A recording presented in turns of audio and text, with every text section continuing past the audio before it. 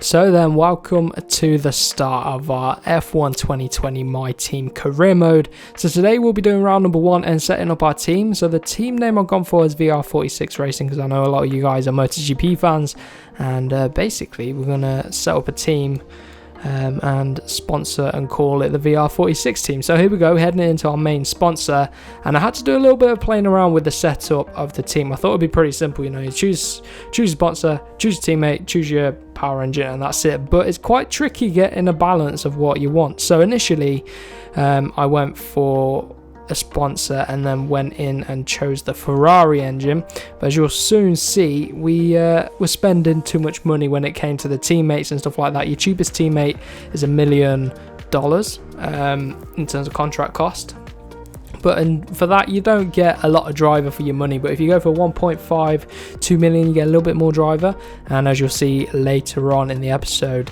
getting a good teammate on this game really does help in your My Team career, because in normal driver career mode it's more about yourself, you don't really care about the constructors, but in My Team you really want a good teammate. So in the end, you can see we're short a little bit by $1 million now. I've upped the sponsor, who's going to give us 4.6 million for the year, and I've instead opted for Mercedes. So we're going to use a Mercedes power unit. I wanted a Ferrari, obviously Italian, for an Italian named team, but we weren't able to do that. So I went for Mercedes. Obviously Mercedes let Rossi drive Hamilton's car, and Yamaha let Hamilton ride a Yamaha M1 MotoGP bike. So there's that little connection there, which we can carry through into this career mode. So in terms of livery, then you can see me playing around. We will be changing the livery maybe at the mid-season mark, but I wanted to go for something simple. I couldn't decide between white or black. Obviously we went for the Rossi yellow / green, but in the end I've gone for a yellow and black colour scheme. I think it looks pretty nice for setting up the team badge. You have to create a team badge which will be plonked on the front of your car, and it will also be printed on your race helmet. So you just have to combine some emblems here and then backgrounds in different colours and stuff like that. So setting that up. But yeah, we're going to be doing the first Grand Prix in this episode, which will be the Australian Grand Prix. Going to go for a 25% race. I might up it to 50% in the next few episodes, we'll see. We're going to have to work on the marketing department, as well as obviously your R&D for the car, your engine department, your aero department, and your chassis. But we will get into that later on.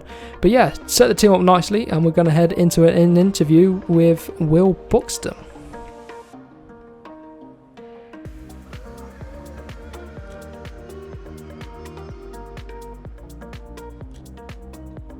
Okay, we're live in 5, 4, 3. Hello folks, and welcome to the HQ of Formula One's newest team. We've been invited backstage to gain an exclusive insight into what could be one of the most exciting entries in the sport for many years. Now, we've seen a number of new teams enter the sport over the last decade, amongst their number Manor, Caterham, HRT and of course Haas. And while some have proved to be successful, others have morphed into different teams, and some have disappeared completely. What marks this team out, though, as being something different is that its owner is also its driver. Now, there's a rich history of that in Formula One too. Sir Jack Brabham, John Surtees, Graham Hill and Bruce McLaren all drove their own cars in the sport, but it has become increasingly rare in recent years. What's very special about this team, though, is that while the team itself is new to Formula One, so too is its driver and owner. Whatever happens this season, you've already made the history books. Tell me, do you feel up to the mammoth task of both managing and driving for a Formula One team?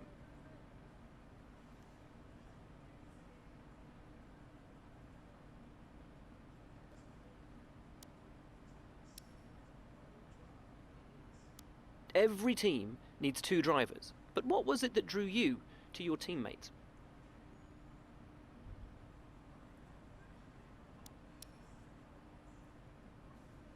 No one aims to finish bottom of the table.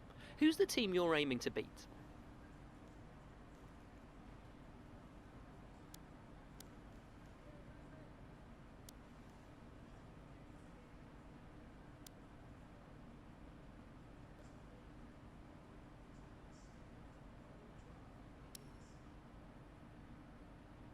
How are you expecting the car to feel out on track?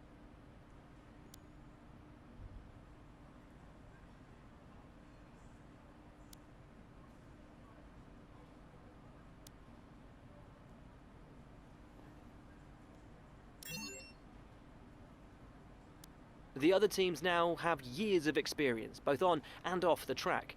How are you planning to catch up to them?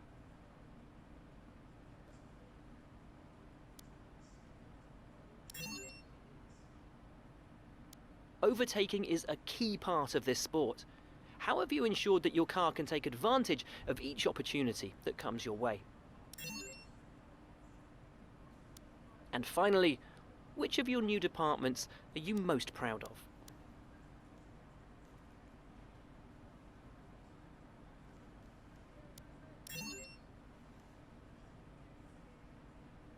Well, that's about all we've got time for here. We will see how this fledgling team fares in its first Grand Prix. Okay, great, thank you. That's a wrap. So let's gear up for the first round of our My Team season with the VR46 Racing team. Hopefully you guys like that idea. But what I've done is I've skipped on a little bit. We've done a merch sale, I think, and that has brought us in $500,000 easy cash. But as you can see from the R&D tree, we are the third slowest team, so at least we're not slowest. I mean, we're pretty close to Alfa Romeo, so we're probably going to be fighting for probably P15 maybe, but hopefully we can develop the car a little bit more. In terms of R&D points, let's have a look. So we've got 1,000 points. I don't know what area I want to focus on. We've got quite a high chance of failure on some of the departments, but aero doesn't seem to, so I'm going to improve the rear downforce, I think. We'll just do the spec 2 required to rush. Okay, so I think that's for your facilities. It's going to be a lot of learning this this new whole career mode system, but we're going to get it going for our rear downforce. Hopefully that will improve the car a little bit. In terms of current performance for each area, I think our power unit's strong because obviously we've got the Mercedes unit.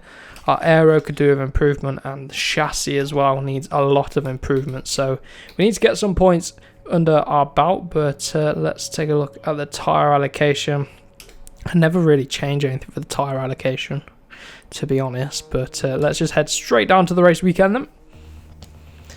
And we'll head into practice, qualifying, and then the race. 25% races in this series. I might switch it up a little bit, but for now 25%. So here we go then, what we got.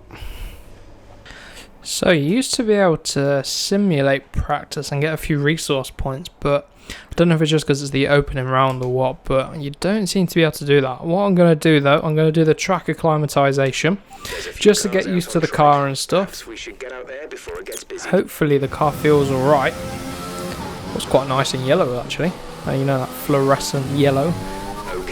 So checking in into the middle of our practice 1 session. The setup feels good. The rear downforce is a little bit struggling, so what I might do is just I'm gonna put a tad more downforce on the rear just to help us out a little bit, because it's not too, this track isn't too much about straight line speed.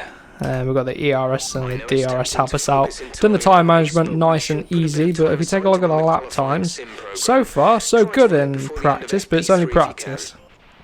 Everyone's running their individual programs, but if we need to up the difficulty for the next round, we will.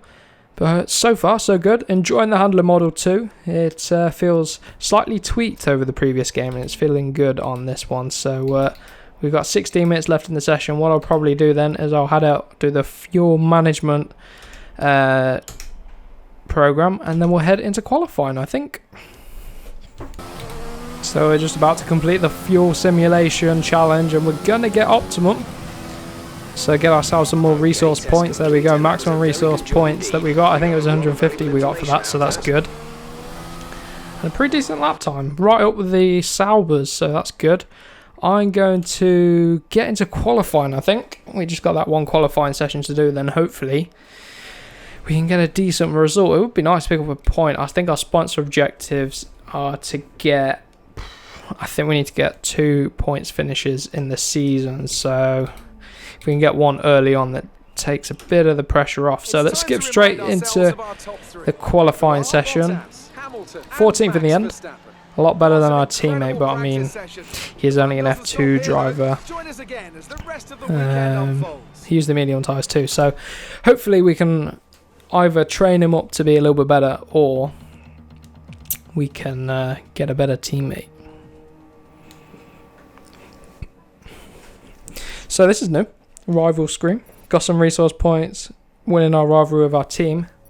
Tell you what, the presentation of this game is absolutely lovely. 10% combined acclaim boost, that's good.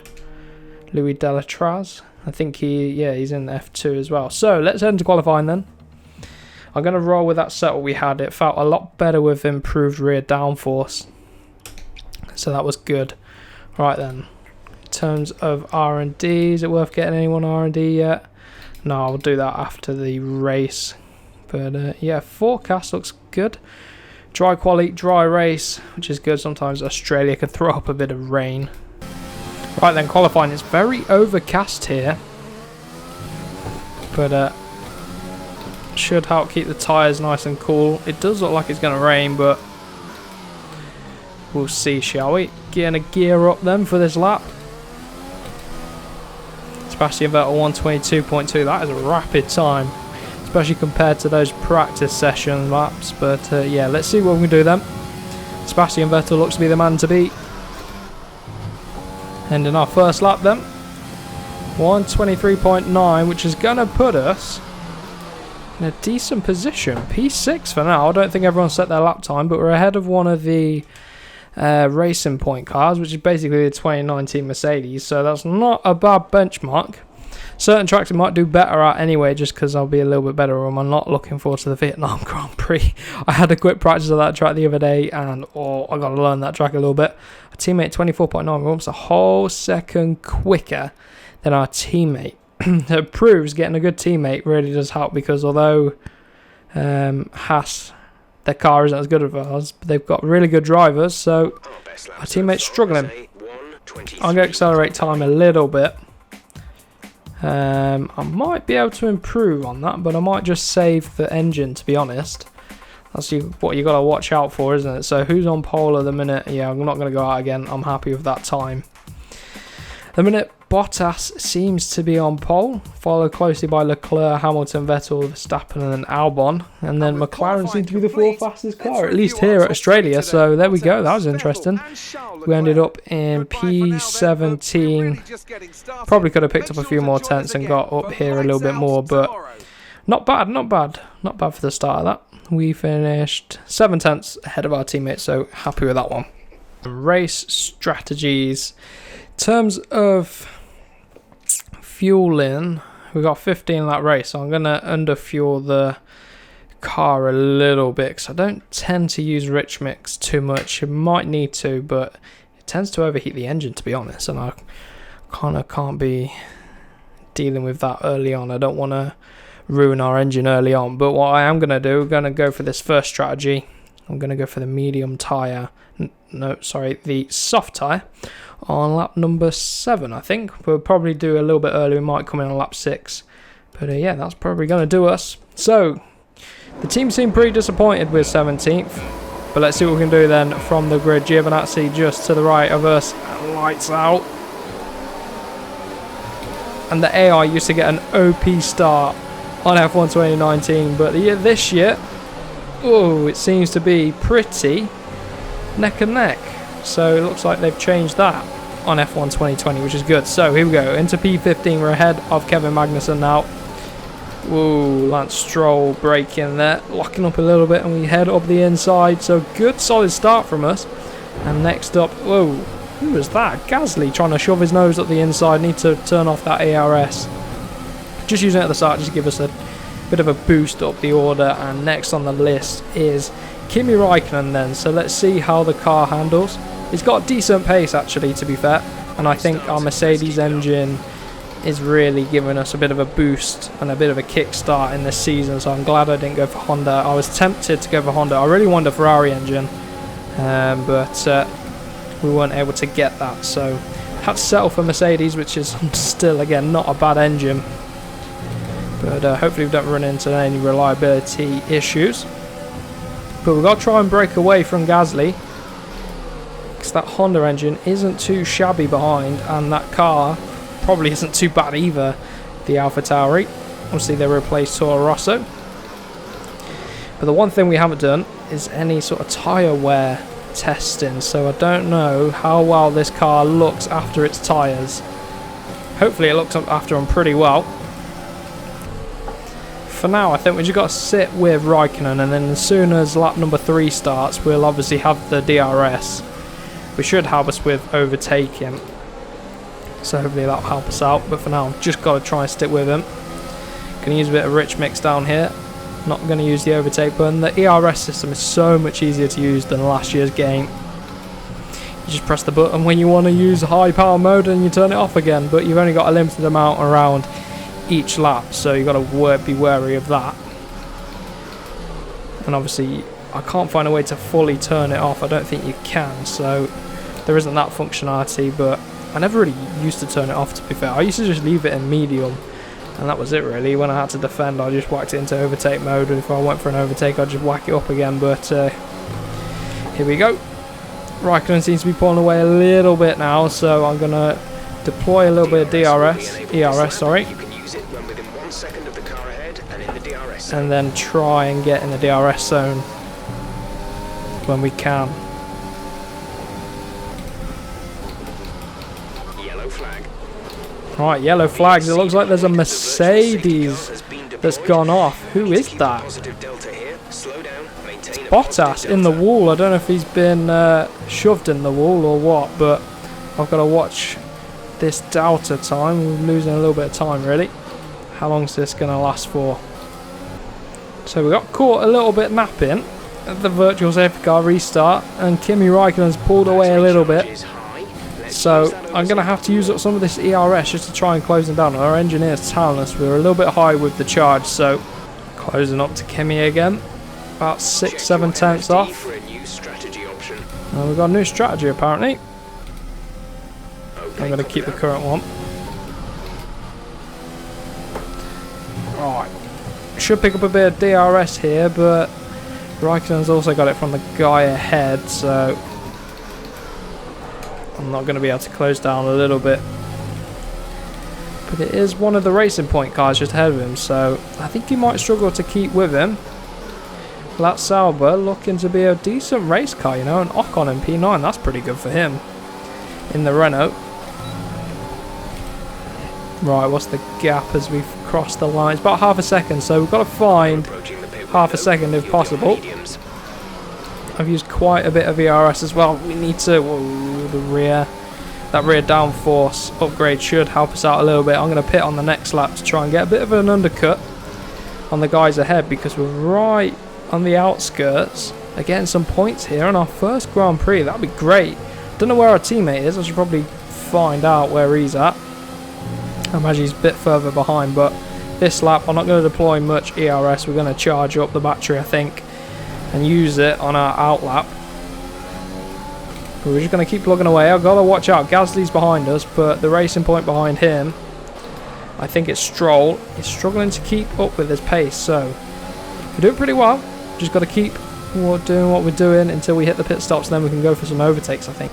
There's a bit of a train forming, and I think that's what's allowing us to keep touch with Kimi. I think it's the Renault of Daniel Ricciardo holding everyone up at the front of this train. And because I didn't use much ERS deployment as well, Kimi's pulling away, and the tyres aren't looking great either, so I need to get them in the pits and swap them over for some mediums. So let's just, whoa, the rear there. See what I mean? The rear downforce, I was struggling with it in practice. Even turning up the rear downforce in the setup, it's helped a bit, but it's one area of the car we need to improve really. I think the car's a bit heavy on its tyres because I struggle in some of these braking zones and through the corners. Gasly's right behind us as well now. We're losing touch with the Sauber, but I don't know what happened to Gasly. He must have tried to go side by side or something, but we're going to bang it in the pits anyway on this lap. Get some fresh rubber on, and then hopefully go for a bit of an undercut. The gap is about 1.7 seconds to Kimi Raikkonen ahead, so if we note that for when we come out of the pits, see what happens then. There's a few cars in the pits. I think Ricciardos in as well as one of the McLarens. So let's get some new tyres on one of the Ferraris' pits as well. So yeah, probably not going to get as much of an undercut as I hoped, but let's take a look at our pit crew for the first time then in our brand new team. They're all like highlighters. Right then, fresh rubber on, but don't get held up either, which is good. 2.1 seconds in the pit stop, so I wonder if you can improve that as part of your team upgrades, your pit stop times. But let's use up some of the spare fuel now, use up some of the battery which we saved up too, and try and get a good outlap to try and get the undercut on Kimi Raikkonen. Carlos Sainz seems to be stuck a little bit behind Daniel Ricciardo here, so the McLaren looking like a pretty quick car on this game. And a few guys in the pits now, so let's see if we get the jump. I think we might get the jump on quite a few people here, coming out alongside Ocon. Whoa, around the outside we go, and just behind Lando Norris now, so good result in the pit stop stages. That Renault has a lovely nose to it. Looks like such an aggressive car. But anyway, into P14 now. A few more guys to pit up the road, I think, such as Kimi Raikkonen.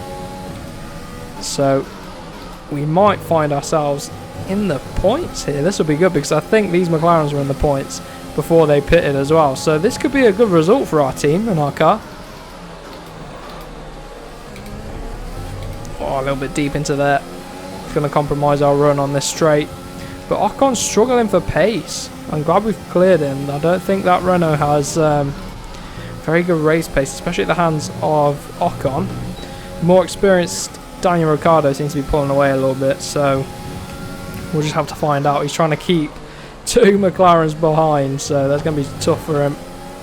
Norris has gone for the medium tyre as well, no, the hard tyre. Louis is in the pits. Louis in the pits. Right, our teammate's in the pits, so he's probably going to come out near last place. Use up our ERS. There's our teammate. Looks, is he ahead of one of the Racing Point cars? No, I don't think he is, but I think we're ahead of Kimi Raikkonen. So we're in P9. This is good, yeah, Kimi Raikkonen's back there, so coming in a lap early. It's really paid off. Now it's about if we can keep touch with Lando Norris, try and get the jump on him if possible, but ultimately we're in the points, trying to get a few points for the team, but I need to look after the tyres. That's the main thing, I think. Now I think our car's a little bit heavy on the tyres, so just got to keep it smooth. 6 laps to go, and it's going to be pretty tough come the end of this race, I think. So maybe Norris has the advantage on the hard tyre, and I can't even use these slightly softer mediums to catch up. So we're coming towards the end of lap number 12. Got about 3 laps left after this one, and we've really cemented our position in P9, which is good. Ocon's still behind the P10, which is good as well, because I think if Perez got past him, he would go. So I've just been trying to save up the ERS and use it on every so often. I've been using Rich Mix as well, but I don't think we've got the tyre life to be able to push and catch up to Norris, or the pace in fact. I'm just trying to keep about a 2-second gap behind, but at the minute now Norris has just extended his lead to 2.2 seconds, so that McLaren a very quick car compared to what it was last season, which is good to see. So I'm just going to keep doing what we're doing, look after the tyres. If we take a look at the tyres here, 23% on that front left. Don't want to lock it up too badly, but so far the car feeling alright, to be honest. We might pick up some points here today, all being well. So then in the end, Charles Leclerc takes the win. Not a Mercedes here today, and we look to be coming home in P9 as long as we don't jinx it around the final 2 corners. Norris has pulled away to almost 4 seconds. Ocon started to catch up behind. I think it's the tyres, to be honest, on this last lap. Had a bit of a terrible last lap, but in the end we're going to bring it home for P9 in our first race of our brand new team, which is good. I think our teammate finished in like 19th or something. I was keeping an eye on him with the race engineer. Got driver of the day as well. That's good for the team. Good bit of marketing and promotion for the team. But it is Ferrari that take the win over Mercedes. race it was. Anthony Davidson, what helped them deliver this result, do you think? I think that smart tyre management on track and very smooth driving definitely assisted in their victory today. That combination meant they got the absolute maximum out of their tyres at all times. And here we are, a team that is no stranger to the podium, taking their place on top once again. A sublime race today and a stunning win for Ferrari.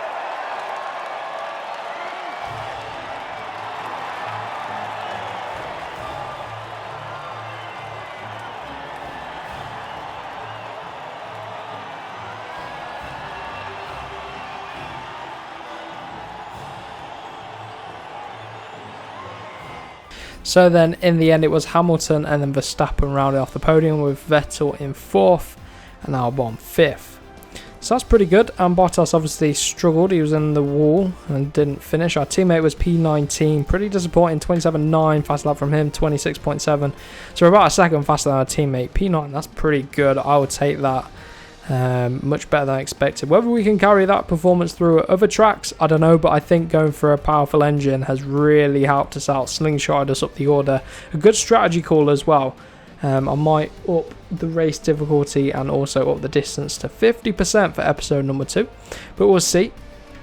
In the standings then, obviously it's as it was, but we are 6th in the constructors, which is good. I will take that. The sponsors will be happy with that. But yeah, that's been it for today's race, and let's head back to the paddock. So then we did a little bit of a cash influx, not much though, 100k. I wonder what happens now then. So we head back to the headquarters, and we're going to be heading into round number 2 in the next episode, which will be Bahrain. Hopefully we get another good result there. It's going to be quite intense on the power unit, and next time out we will plan in some activities between the next race weekend, but I think it's back-to-back race weekends. We need to start improving some of these departments as well, which we'll get into in the next episode, and also we need to get on with some more R&D. I think, oh no, we've got another few more days until the new upgrade comes for the rear downforce, but yes, good start to the season, happy with that, points in the bag already. And as a team we need to achieve 2 points finishes during a season. Well, we've already got 1 for our sponsor. We can look to get secondary sponsors as well, which we'll look at next time out as well. So all that to look forward to, but for now I hope you guys have enjoyed this first episode of the My Team Career Mode in F1 2020. Plenty more F1 content coming your way over the next few days as well. So hope you guys enjoyed, and I will see you guys in the next one.